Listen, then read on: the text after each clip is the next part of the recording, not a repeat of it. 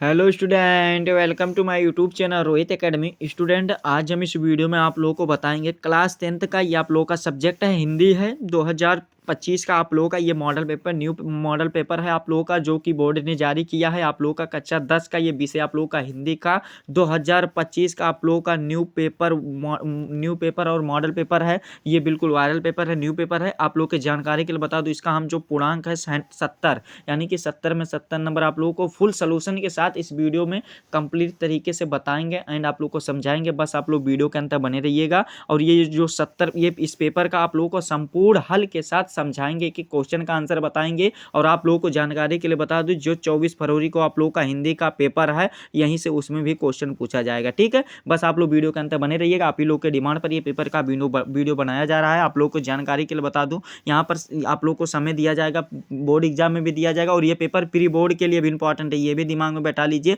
Pre board के लिए भी यहीं से भी क्वेश्चन पूछे जाएंगे। आप लोग को समय जो दिया जाएगा 3 घंटे 15 मिनट, और पूर्णांक जो रहेगा 70 रहेगा। और आप लोग को निर्देश, यानी कि कुछ बातें आप लोग को पेपर सॉल्व करने से पहले, आप लोग को हल करने से पहले कुछ बातों को ध्यान रखना होगा। 15 मिनट आप लोग को पेपर को पढ़ने के लिए दिया जाएगा। और जो पेपर रहेगा 2 खंडों में विभक्त रहेगा, खंड आ और बा में। खंड आ में जो रहेगा आप लोगों का एमसीक्यू रहेगा, यानी कि 20 एमसीक्यू रहेगा, 20 बहुविकल्पीय प्रश्न रहेगा। एमसीक्यू का फुल फॉर्म होता है मल्टीपल चॉइस क्वेश्चन, यानी कि बहुविकल्पीय प्रश्न रहेंगे। ठीक है, फिर आप लोग को देखिए, इसका अगर आप लोग को दिया जा रहा है OMR शीट, बोर्ड एग्जाम में दिया जाएगा। और आप लोग को अगर स्कूल में नहीं दिया जा रहा है, कोई बात नहीं, आप लोग को उसका मतलब लिख देना है। और आप लोगों को यहाँ पर OMR शीट पर कट पिट नहीं करना, व्हाइटनर का इरेजर का प्रयोग नहीं करना। ये तो बात आप लोग जानते हैं। और आप लोग को चलिए इसका सोल्यूशन बता देते हैं। अपने क्वेश्चन पहले पर आते हैं। खंड आ यहाँ से हमारा स्टार्ट होता है, जिसमें से बहुविकल्पीय प्रश्न दिया गया, यानी कि MCQ दिया गया। 20 नंबर का रहेगा, 20 क्वेश्चन देंगे, प्रत्येक क्वेश्चन का 1 नंबर रहेगा। पहला क्वेश्चन यहाँ पर दिया गया है, क्या दिया गया समझिएगा कि देखिए, पहला क्वेश्चन दिया गया है, सभी मोस्ट इंपॉर्टेंट क्वेश्चन है, इसको दिमाग में बैठा लीजिएगा। और कॉपी पेन आप भी लेकर के बैठ जाइएगा इसको नोट करने के लिए। पहला क्वेश्चन दिया गया, बाबू गुलाब राय किस युग के लेखक हैं? यानी कि हमें क्या बताना है, जो बाबू गुलाब राय हैं वो किस युग के लेखक हैं। ऑप्शन हमारा क्या दिया गया, भारतीय हिंदी युग, शुक्ल युग और द्विवेदी युग और शुक्लोत्तर युग दिया गया। तो इसका जो राइट आंसर हो जाएगा बाबू कौन सा, देखो इसका जो बाबू गुलाब राय हैं किस युग के लेखक हैं, तो द्विवेदी युग के लेखक हैं, यानी कि द्विवेदी युग के लेखक हमारा कौन सा, ये बी वाला ऑप्शन राइट हो जाएगा। और फिर देखो यहाँ पर एक दिमाग में और बैठा लीजिए कि बाबू गुलाब राय का जन्म कब हुआ था। तो यानी कि यहाँ पर एक चीज़ और आप लोगों को क्वेश्चन उठता है क्या, कि बाबू गुलाब राय का जन्म कब हुआ था। तो 17 जनवरी कब हुआ था, 17 जनवरी इनका 1888 ईस्वी में हुआ था, यानी कि 1888 में हुआ था। ठीक है, ये भी आप लोग दिमाग में बैठा लीजिए। और हाँ, कहाँ पर हुआ था, यूपी में इटावा शहर में हुआ था। ठीक है, और आप लोगों को इस क्वेश्चन में और एक चीज़ खास जानकारी रखना है, क्या देखिए, एक क्वेश्चन और पूछ लेता बाबू, आप लोग को निचोड़ तरीके से संपूर्ण हल के साथ बता रहे कि द्विवेदी युग का समय सीमा कब से कब तक माना जाता है। ये भी आप लोग दिमाग में बैठा लो। इसका जो राइट आंसर हो जाएगा 1900 लेकर के 1900 कितना 1920 ईस्वी तक माना जाता है, यानी कि 1920 ईस्वी, यानी कि 20 साल तक चला था ये द्विवेदी युग। ठीक है, तो आप लोग का 1 नंबर बेल कंप्लीट होगा। इसी प्रकार से सभी क्वेश्चन का आंसर बताया जाएगा। आप लोग को आसान शब्दों में, आसान भाषाओं में समझाने की कोशिश करेंगे। बस आप लोग वीडियो के अंतर बने रहो बाबू। और ये पेपर बोर्ड एग्जाम के लिए भी इंपॉर्टेंट है, और ये प्री बोर्ड के भी इंपॉर्टेंट है। सभी जगह यहीं से क्वेश्चन पूछे जाएंगे। और आप लोगों को जो दूसरा क्वेश्चन दिया गया है कि चिंतामणि किस विधा की रचना, यानी कि जो चिंतामणि है वो किस विधा की रचना है। तो इसका जो राइट आंसर हो जाएगा, ये निबंध विधा की रचना है, यानी कि हमारा कौन सा इसका सही आंसर हो जाएगा बाबू, ए वाला ऑप्शन हमारा राइट हो जाएगा। कौन सा, ये ए वाला ऑप्शन हमारा राइट हो जाएगा। ये निबंध विधा की रचना है। और इसके रचयिता कौन है, यानी कि इसके रचयिता कौन है, लेखक कौन, हमें ये बताना। तो आचार्य रामचंद्र शुक्ल जी हैं। ठीक है, आचार्य रामचंद्र शुक्ल जी हैं। और आचार्य रामचंद्र शुक्ल जी की जो अन्य रचनाएं हैं, नागरी पाचारणी है, पत्रिका है, इत्यादि हैं। ठीक है, बहुत सारी हैं। आप लोग को यहाँ पर जूम करके दिखा दे रहे हैं। आप लोग तो जानते हैं, इधर जो नंबर दिया गया है, एक एक नंबर का प्रत्येक क्वेश्चन है, कोई बात नहीं। आप लोग का तीसरा क्वेश्चन चलिए देख लेते हैं। तीसरा क्वेश्चन दिया गया है, गबन किसकी रचना है, यानी कि जो गबन है वो किसकी रचना, हमें ये बताना। तो इसका जो राइट आंसर हो जाएगा मुंशी प्रेमचंद जी की रचना है, यानी कि हमारा कौन सा, ए वाला ऑप्शन राइट हो जाएगा बाबू। ठीक है, मुंशी प्रेमचंद जी का रचना। एक क्वेश्चन और पूछ लेता है, क्या पूछता है कि गबन की विधा क्या है, यानी कि विधा बताना क्या है। तो ये उपन्यास विधा की है, किस विधा की है, उपन्यास विधा की है। ठीक है, तो ये वाला हमारा आंसर लिख करके कंप्लीट हो जाएगा। और जो मुंशी प्रेमचंद जी की अन्य रचनाएं होती हैं, क्या क्या होती हैं, देखिए, सेवा सदन होता है, रंगभूमि होता है, कर्म भूमि होता है, गोदान होता है, और गबन भी होता है। ठीक है, इत्यादि होते हैं, बहुत होते हैं। इतना आप लोग को पर्याप्त जानकारी रखना है। ठीक है, ए वाला ऑप्शन हमारा सही हो जाएगा। फिर चौथा क्वेश्चन देखिए क्या दिया गया है। चौथा क्वेश्चन में कहा 4 वाले क्वेश्चन में कि शुक्ल युग की समय अवधि है, यानी कि समय सीमा कब से कब तक मानी जाती है। जितने भी क्वेश्चन है मोस्ट इंपॉर्टेंट क्वेश्चन है, तो इसका जो राइट आंसर हो जाएगा, देखो शुक्ल युग की जो समय सीमा मानी जाती है 1900 से लेकर के 1938 ईस्वी तक मानी जाती है, यानी कि बी वाला ऑप्शन हमारा राइट हो जाएगा। और जो शुक्ल युग का दूसरा नाम होता है छायावादी युग भी कहते हैं, और इसके लेखक, इसके अंतर्गत कौन कौन से लेखक आते हैं इसको भी जानकारी रख लो बाबू। आचार्य रामचंद्र शुक्ल जी आते हैं, जयशंकर प्रसाद जी आते हैं, मुंशी प्रेमचंद जी आते हैं, डॉक्टर संपूर्णानंद जी आते हैं, इत्यादि आते हैं, यानी कि बहुत सारे लेखक मतलब आते हैं। ठीक है, ये वाला हमारा बी वाला ऑप्शन लिख करके कंप्लीट हो जाएगा, यानी कि राइट आंसर हो जाएगा। 4 नंबर यहाँ तक आप लोग का कंप्लीट हो गया। फिर 5वां क्वेश्चन दिया गया है कि नीड का निर्माण फिर किस विधा की रचना है। देखो जो नीड का निर्माण है फिर किस विधा की रचना, हमें ये बताना है। तो इसका जो राइट आंसर हो जाएगा बाबू आत्मकथा विधा की रचना। और ये किसकी रचना है, तो डॉक्टर हरिवंश राय बच्चन जी का है। किसका है बाबू, डॉक्टर हरिवंश राय बच्चन जी का है। इसको भी आप लोग दिमाग में बैठा लीजिएगा। और फिर 6 वाला क्वेश्चन दिया गया है कि प्रिय प्रवास किस युग के रचना है, यानी कि जो प्रिय प्रवास है ये किस युग की रचना है। देखो आप लोग को समझा रहे हैं, क्या समझा रहे हैं, पहले समझ लो प्रिय प्रवास किसकी रचना है ये समझ लो। तो प्रिय प्रवास जो रचना है किसकी है बाबू, अयोध्या सिंह उपाध्याय हरियोध जी की है। और ये किसकी, ये किस युग के कवि थे, यानी कि लेखक थे, कौन किस युग के थे हमें ये बताना है। तो इसका जो राइट आंसर हो जाएगा किस युग के थे, द्विवेदी युग के थे। और द्विवेदी युग की समय सीमा कब से कब तक मानी जाती है, तो 1909 से लेकर के कितना 1913 ईस्वी तक मानी जाती है, यानी कि ये वाला भी आप लोग का लिख करके कंप्लीट हो जाएगा। फिर अगला क्वेश्चन दिया गया 7वां क्वेश्चन कि मधुशाला किसकी रचना है, यानी कि जो मधुशाला है वो किसकी रचना हमें ये बताना है। तो इसका जो 7वें का जो राइट आंसर हो जाएगा ये सी वाला ऑप्शन हमारा सही हो जाएगा, हरिवंश राय बच्चन जी का है, यानी कि हरिवंश राय बच्चन जी का। और एक क्वेश्चन और पूछा जाता है कि मधुशाला किस विधा की रचना है। तो जो मधुशाला विधा पूछा जाएगा तो ये उपन्यास विधा की रचना है। कौन सी विधा का रचना है, तो ये उपन्यास विधा की रचना है। ठीक है, तो ये वाला भी हमारा लिख करके वेल कंप्लीट हो जाएगा 7वां क्वेश्चन का राइट आंसर लिख करके। फिर अगला क्वेश्चन दिया गया क्या बाबू, देखो 8वां क्वेश्चन दिया गया भारत भारती किसकी रचना है, यानी कि भारत भारती किसकी रचना है हमें ये बताना। तो इसका जो राइट आंसर हो जाएगा मैथिली शरण गुप्त जी की रचना है, यानी कि मैथिली शरण गुप्त जी की रचना। और ये विधा की बात की जाएगी तो विधा जो है काव्यकृत है। ठीक है, काव्यकृत है। ठीक है, यानी कि आप लोग का बी वाला ऑप्शन हमारा राइट हो जाएगा। फिर 9वें क्वेश्चन पर आते हैं। अगला क्वेश्चन दिया गया है आधुनिक काल कब से कब तक माना जाता है, यानी कि आधुनिक काल यानी कि जो डिजिटल टाइम माना जाता है वो कब से कब तक माना जाता है हमें ये बताना। तो 1936 ईस्वी से लेकर 1943 भी रहता है बाबू ऑप्शन में, और 47 भी रहता है, या अब तक माना जाता है। ठीक है, यानी कि हमारा डी वाला ऑप्शन राइट हो जाएगा, इसका हमारा ये डी वाला ऑप्शन सही हो जाएगा। फिर अगला क्वेश्चन देख लेते हैं। अगला क्वेश्चन क्या कहा है, देखिए अगला क्वेश्चन हमारा कहा है कि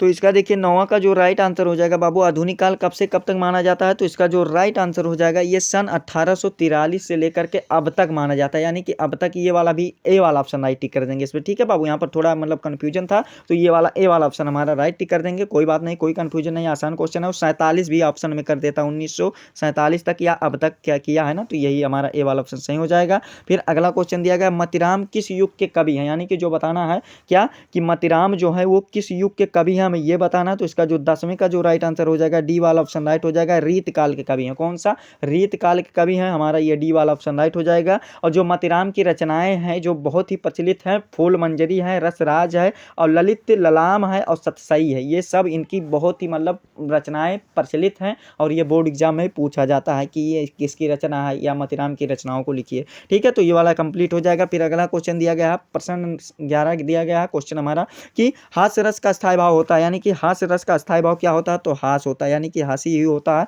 सी वाला ऑप्शन हमारा राइट हो जाएगा इसका। और हास्य रस का जो मतलब उदाहरण भी कह सकते हैं, उदाहरण बहुत होते हैं, जैसे कि हाथी जैसी देह, गैंडे जैसी चाल, और तरबूज जैसी खोपड़ी, और खरबूज जैसी गाल, ये हास्य रस का, यानी कि जिसमें हंसी की भावनाएं उत्पन्न होती है वो हास्य रस कहलाती हैं। तो ये वाला हमारा अभी 11 वाला लिख करके बेल कंप्लीट हो जाएगा। फिर 12 वाला क्वेश्चन देखिए क्या दिया गया है। 12 वाला क्वेश्चन कहा है कि 12 वाला देखिए कि सोहत ओढ़े पीत पट श्याम सलोने गात, अमानो नील मणि शैल पर अताप प्रयोग प्रकाश, उपयुक्त पंक्तियों में कौन सा अलंकार है हमें ये बताना। तो देखिए यहाँ पर समझने वाली बात क्या है, आप लोगों को इसका राइट ऑप्शन पहले बता देते हैं तब आप लोग को ट्रिक बताते हैं। ठीक है, देखिए इसका जो राइट आंसर हो जाएगा बाबू ये उत्प्रेक्षा अलंकार है। उत्प्रेक्षा अलंकार आप पूछेंगे अब ये कैसे है, इसकी पहचान क्या होती है, इसकी परिभाषा क्या होती है, ये समझ लीजिए। देखिए इसकी जो पहचान होती है यानी कि जो आइडेंटिफाई होती है इसकी क्या होती है उत्प्रेक्षा अलंकार की, कि यहाँ देखिए उत्प्रेक्षा अलंकार की जो होता है पहचान, मानू आता है, जानू आता है, जनहू आता है, जानो आता है, ज्यों आता है, त्यों आता है,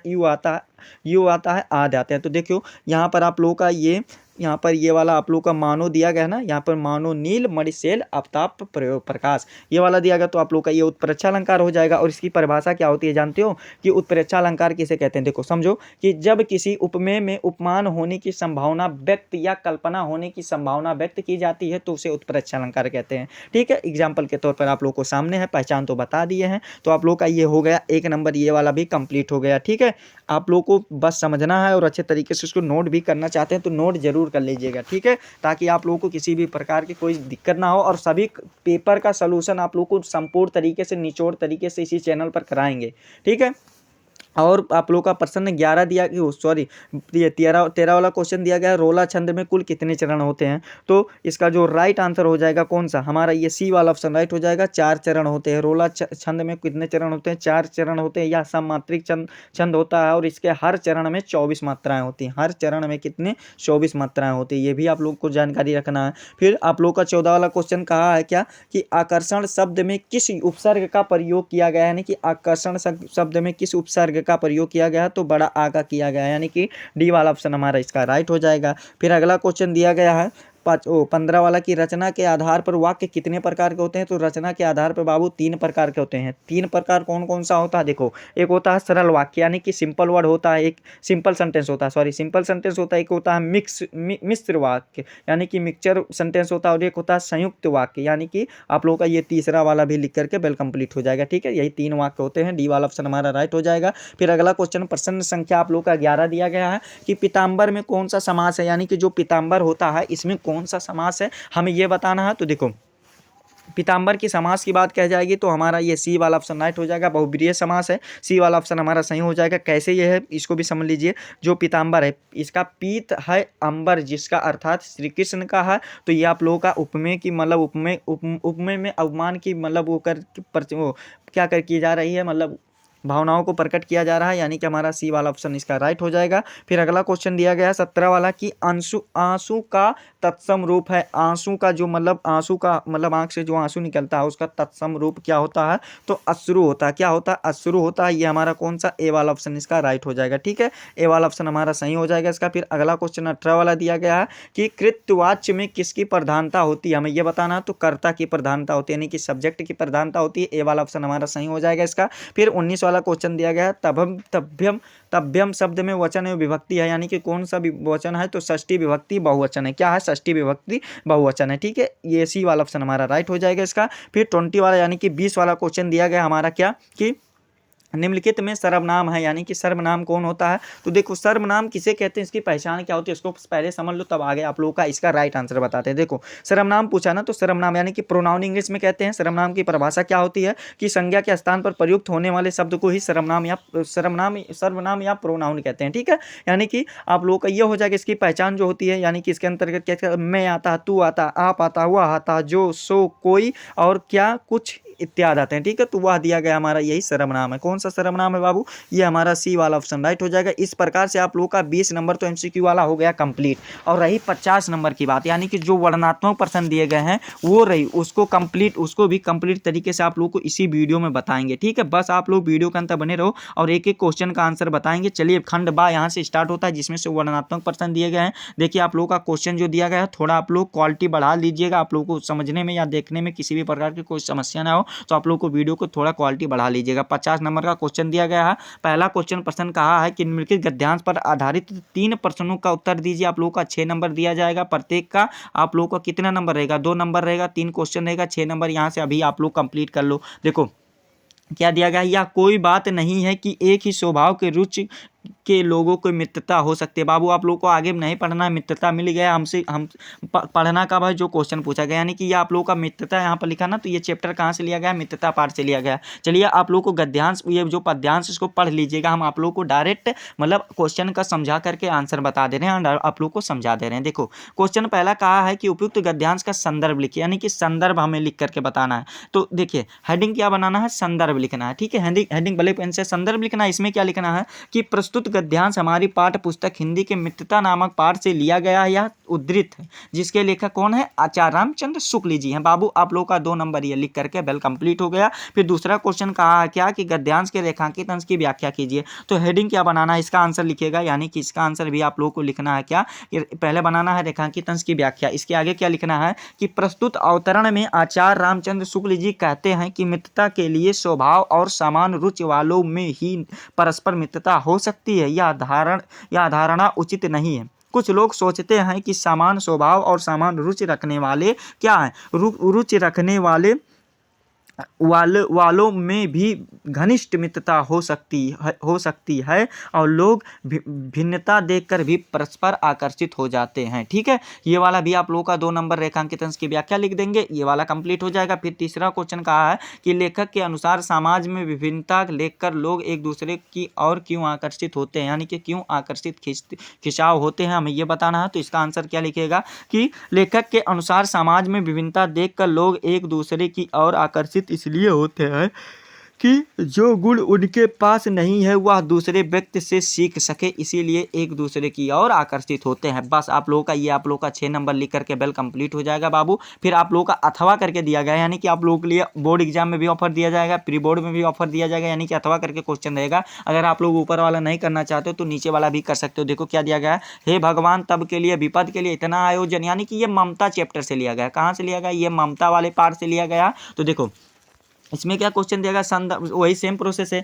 उपयुक्त गद्यांश का संदर्भ लिखिए, यानी कि संदर्भ में क्या लिखना है कि प्रस्तुत गद्यांश हमारी पाठ्य पुस्तक हिंदी के गद्य खंड में ममता नामक पाठ से लिया गया, जिसके लेखक कौन है? जयशंकर प्रसाद जी हैं। ठीक है, आप लोग का ये 2 नंबर लिख करके बेल कंप्लीट हो जाएगा। फिर अगला क्वेश्चन दिया गया रेखांकित अंश की व्याख्या करना, तो रेखांकित अंश की व्याख्या आप लोग स्वयं से कर दीजिएगा इसको, तो 2 नंबर इसमें भी कंप्लीट हो जाएगा। फिर दिया गया ममता द्वारा किस कार्य को ईश्वर की इच्छा के विरोध बताया गया है, तो ममता द्वारा मतलब किस कार्य को मतलब इच्छा के विरोध बताया गया, इसका भी आंसर आप लोग लिख दीजिएगा। 6 नंबर बेल कंप्लीट हो जाएगा। फिर आगे क्वेश्चन देखिए क्या दिया गया, आगे क्वेश्चन देखिए अथवा वाला आप लोगों को स्वयं से कर लीजिएगा बाबू, ये वाला बता दे रहे, नहीं तो आप लोगों को बहुत ही टाइम लग जाएगा आप लोगों को ये बताने में, इसीलिए आप लोगों को ये अथवा वाला जो है जो कुछ रहेगा उसको बता देंगे, जो आसान रहेगा मतलब जो कम समय लगेगा। देखो ये दूसरा प्रश्न हमारा क्या दिया गया, दिए गए पद्यांश पर आधारित 3 प्रश्नों के उत्तर दीजिए। 6 नंबर का क्वेश्चन है, सेम प्रोसेस है नंबर वाला।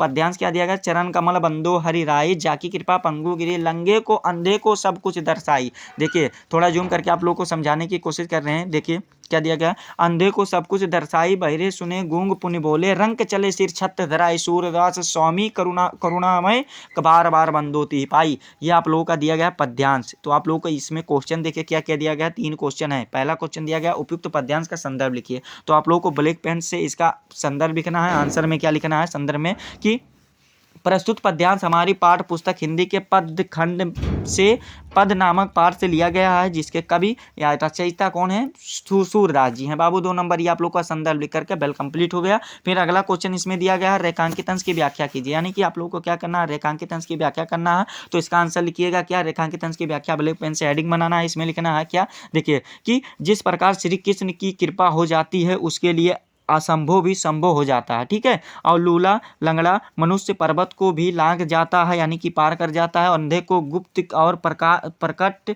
सब कुछ दिखाई देखने की शक्ति प्राप्त हो जाती है। ठीक है, यहाँ पर शक्ति प्राप्त हो जाती है। फिर उसके बाद क्या हो जाता है, और बहरा सुनने लगता है और गूंगा बोलने लगता है, और कंगाल जो होता है यानी कि जो दरिद्र भिखारी जो होता है वो राजछत्र यानी कि जो राजाओं पर छाता मतलब धारण करके कर लेता है। ठीक है, और ऐसा करुणमय प्रभु की पद यानी कि पैर वंदना कौन अभाग न करना चाहता है। ये आप लोग का लिख करके कहवा, ये 4 नंबर आप लोग का टोटल यहाँ पर भी कंप्लीट हो गया। फिर अगला क्वेश्चन देखिए क्या दिया गया है, यहाँ पर उपयुक्त पंक्तियों में कौन सा अलंकार है, यानी कि इसमें आप लोग को ये जो अलंकार है बाबू यहाँ पर कैसे पता पाएंगे। देखो इस कंडीशन में पता पाएंगे, यहाँ पर जो हरि की यानी कि श्री कृष्ण के कमलों की रूपी की चरणों की वंदना की जा रही है, यानी कि उपमेय में उपमान की वंदना की जा रही है। तो इस कंडीशन में कौन सा अलंकार होता है, रूपक अलंकार होता है। कौन सा, ये बाबू रूपक अलंकार है। ठीक है, ये रूपक अलंकार है। आप लोग का 6 नंबर इसमें भी वेल कंप्लीट हो गया। फिर अगला क्वेश्चन इसमें देखिए क्या दिया गया, अगला क्वेश्चन इसमें दिया गया है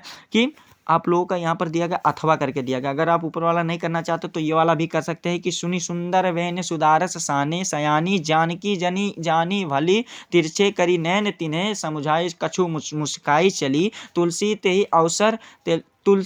अवसर से ही रावे अवलोकत लोचन लहु अली, अनुराग तड़ाग में भानु उगए, बिगसी मनु मंजुल कंज कली। तो ये आप लोगों का वनपथ से लिया गया है, जिसके रचयिता गोस्वामी तुलसीदास जी हैं। ठीक है, पद्यांश आप लोगों को इसी प्रकार से लिख देना है। क्या लिखना है? और प्रस्तुत पद्यांश हमारी पद्यांश अधिक बना लेना, इसमें लिखना है प्रस्तुत पद्यांश हमारी पाठ्य पुस्तक हिंदी के पद खंड से किस वनपथ नामक पाठ से लिया गया है, जिसके लेखक कौन है, जिसके रचयिता, लेखक नहीं कहेंगे, रचयिता या कवि कहेंगे पद्यांश में। ठीक है, तो जिसके रचयिता कौन है? गोस्वामी तुलसीदास जी हैं। बाबू 2 नंबर इसमें कंप्लीट हो जाएगा। रेखांकित अंश की व्याख्या आप लोग कर लीजिएगा। फिर अनुराग तड़ागा और मंजुल की आप लोग को इसका कौन सा अलंकार है, ये वाला भी अच्छे तरीके से स्वयं से कर लीजिएगा। ठीक है, फिर अगला क्वेश्चन चलिए आप लोग को बता दे रहे हैं, इसका भी आंसर आप लोग समझ लीजिएगा। देखिए तीसरा क्वेश्चन दिया गया है कि दिए गए संस्कृत गद्यांश में से किसी एक का संदर्भ सहित हिंदी में अनुवाद कीजिए, जिसके लिए आप लोगों का कितना नंबर? 5 नंबर टोटल दिया जाएगा। कितना नंबर? 5 नंबर दिया जाएगा। हमारा कौन सा ये दिया गया? देखिए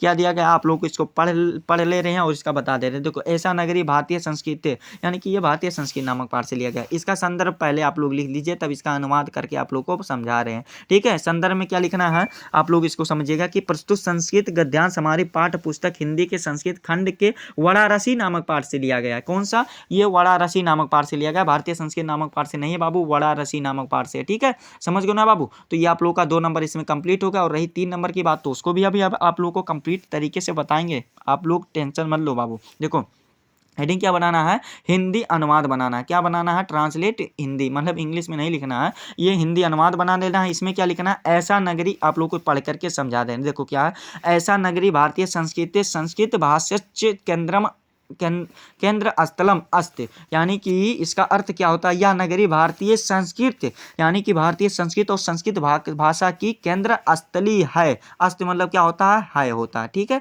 तो ये आप लोग का इतना हो जाएगा। फिर आगे क्या है? इत एवं संस्कृत वर्ण प्रस्य संस्कृत से आलोके सर्वत्र प्रस्तुत, यानी कि यहाँ से संस्कृत साहित्यिक और संस्कृत का प्रकाश सभी जगह फैला है या विस्तृत हुआ है। ठीक है, फिर आगे क्या दिया गया है? मुगल युवराज दारा शिकोह अत्रागत्य भारतीय दर्शनम शास्त्राणाम अध्ययनम अकरोत, यानी कि अकरोत मतलब क्या होता है? किया। कौन किया था? तो मुगल युवराज दारा शिकोह ने यहाँ आकर भारतीय दर्शन शास्त्रों का भी अध्ययन किया था।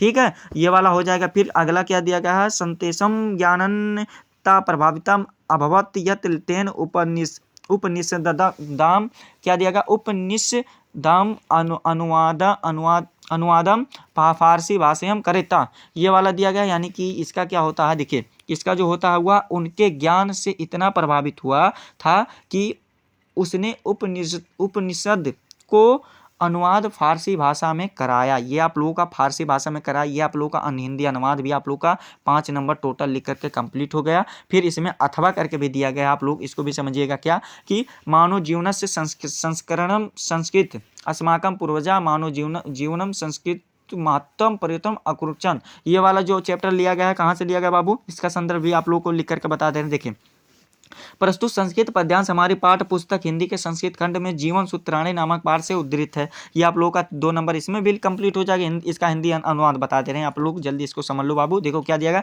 मानव जीवन से संस्कृतम संस्करणम संस्कृत, यानी कि क्या इसका हिंदी अनुवाद होगा कि अहंकार को छोड़ने पर व्यक्ति को क्या दिया गया? व्यक्ति को सबका प्रिय हो जाता है।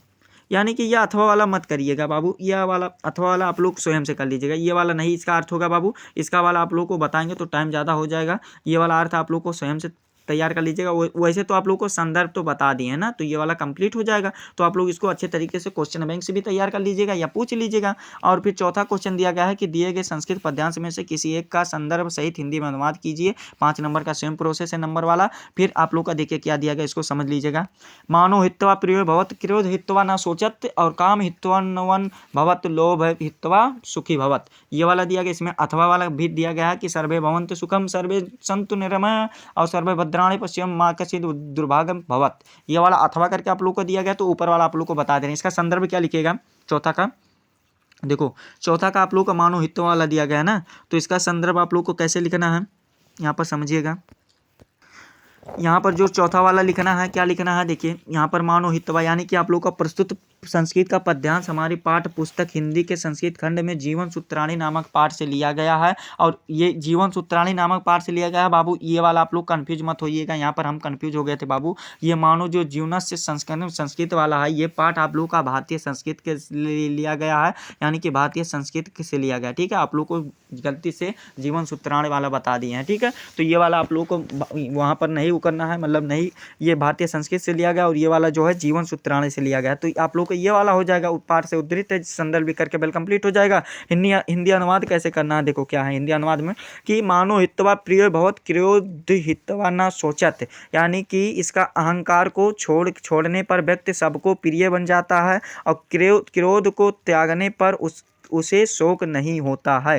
ठीक है, त्यागने पर उससे शोक नहीं होता। फिर क्या दिया गया, काम हित्वन भवत लोभम हित्वा सुखी भवत, ये वाला दिया गया। और इच्छाओं को छोड़ने पर वह अर्थवान धनवान हो जाता है और लोभ को त्यागने पर या छोड़ने पर वह सुखी हो जाता है। ठीक है, आप लोग का ये 5 नंबर लिख करके बिल कंप्लीट हो जाएगा। फिर अगला क्वेश्चन देखिए, अथवा करके दिया गया है, तो ये वाला भी आप लोग को इच्छा होगा तो इसको भी अच्छे तरीके से तैयार कर लीजिएगा। ठीक है, सभी मोस्ट इंपॉर्टेंट क्वेश्चन है। फिर अगले क्वेश्चन पर आते हैं।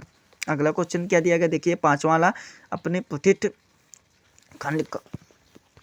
तो यहाँ पर देखिए 5वां क्वेश्चन जो दिया गया है क्या है कि अपने पठित खंड काव्य के आधार पर निम्नलिखित प्रश्नों का किसी एक का उत्तर देना। देखो किसी एक क्वेश्चन का हमें आंसर देना है बस। क्या है, यहाँ पर 3 नंबर का क्वेश्चन है, किसी एक क्वेश्चन का आंसर देना है। कैसे देना है इसको समझिएगा। देखो 5वां क्वेश्चन है ना, 3 नंबर का क्वेश्चन है, चाहे आप का पहला वाला दीजिए, चाहे चित्रण लिखिए। तो ये आप लोग को कैसे करना है, अपने पठित खंड काव्य, यानी कि जो आप लोग को जनपद में, जो आप लोग को शहर में पढ़ना अनिवार्य होगा, उसी के अकॉर्डिंग इसको तैयार करना, उसी के अकॉर्डिंग इसका आंसर देना। देखो मुक्ति दूत है, ज्योति जवाहर है, मेवाड़ मुकुट है, अगर पूजा है, जय सुभाष है, माता मातृभूमि है, कड़ है और करमवीर है, तुमुल है, इत्यादि है। ठीक है, तो ये आप लोग को जो आप लोग को जनपद में, जो आप लोग को डिस्ट्रिक्ट में पढ़ना अनिवार्य रहेगा, उसी के अकॉर्डिंग आप लोग को इसको स्वयं से तैयार कर लीजिएगा। अगर आप लोग कहेंगे, कमेंट करेंगे, तो आप लोग को अलग से एक वीडियो खंड काव्य पर लेकर के आ जाएंगे। उसका जो मतलब वो जो आंसर लिखना होगा बोर्ड परीक्षा में, किस प्रकार से उसको लिखना होगा, तो उसको आप लोग को चित्र करके ले आएंगे। ठीक है,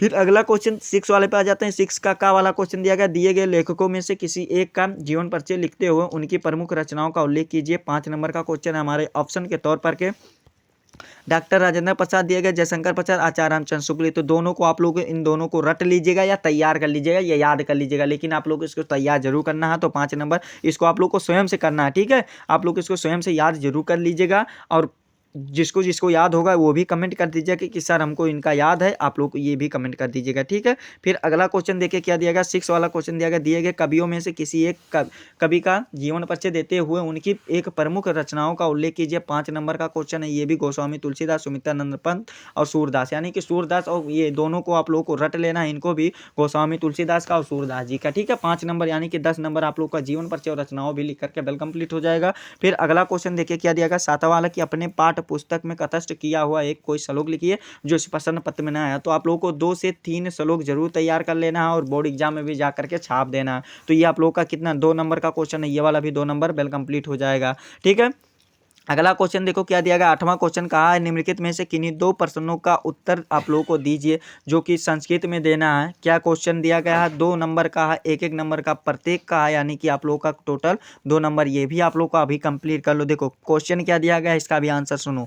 देखो पहला क्वेश्चन कहा है कि भारतीय संस्कृत मूलम किम अस्त, यानी कि भारतीय संस्कृत मूलम किम अस्त, इसका आंसर क्या लिखेगा, भारतीय संस्कृत मूलम वैदिक दर्शनम अस्ति। ये आप लोग का 1 नंबर लिख करके बिल कंप्लीट हो जाएगा। फिर दूसरा क्वेश्चन दिया गया है कि पूरा राज्य का आसित, यानी कि पूरा राज्य कौन था, हमें ये बताना। तो इसका आंसर लिखिएगा कि पूरा राज्य एका भारत वीरा आसित। ये आप लोग का 1 नंबर इसमें भी कंप्लीट हो जाएगा। फिर अगला क्वेश्चन दिया गया, ये तीसरा वाला, चंद्रशेखरा का आसित, यानी कि चंद्रशेखर कौन था।